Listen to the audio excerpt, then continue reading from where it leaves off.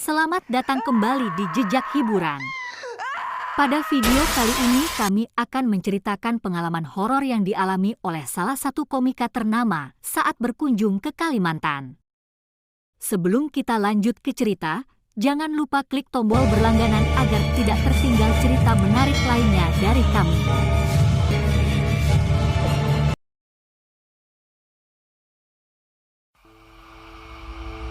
Cerita mistis kali ini dialami oleh seorang komika Zawin Nur Ikram. Bercerita mengenai pengalaman horornya ketika berkunjung ke Kalimantan Tengah pada tahun 2019 lalu. Cerita horor ini cukup melegenda di tengah masyarakat.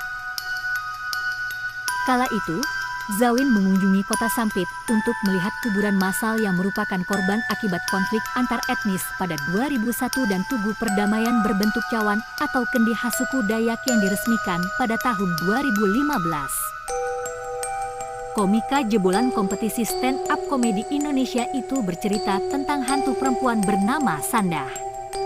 Bahkan menjadi urban legend dan setiap daerah memiliki versi cerita tersendiri. Namun dipercaya sosoknya kerap meneror masyarakat. Mitosnya kuat banget.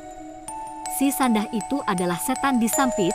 Dia ini setengah setan setengah manusia. Perempuan yang durhaka kepada suaminya, ucap Zawin. Dikatakannya, perempuan tersebut melakukan guna-guna terhadap suaminya supaya patuh dengan segala perbuatannya. Semasa hidupnya diketahui Sandah merupakan perempuan tunasusila. Hingga akhirnya dia meninggal dunia dan cerita yang beredar di masyarakat arwahnya masih bergentayangan. Ketika menyebut namanya pada malam hari, maka Sandah akan langsung muncul. Dia meninggal tidak diterima oleh bumi. Jadi meninggal enggak, hidup juga enggak. Kalau kita omongin Sandah biasanya datang. Tutur Zawin. Kala itu, Zawin membahas sosok hantu tersebut bersama temannya bernama Yono.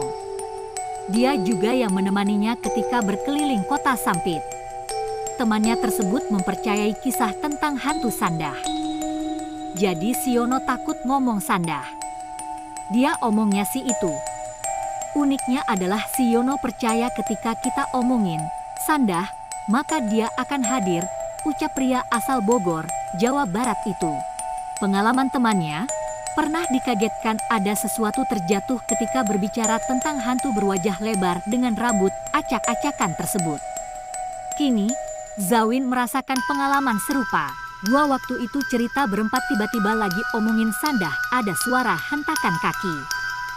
Suara itu dari samping dan kami semua dengar.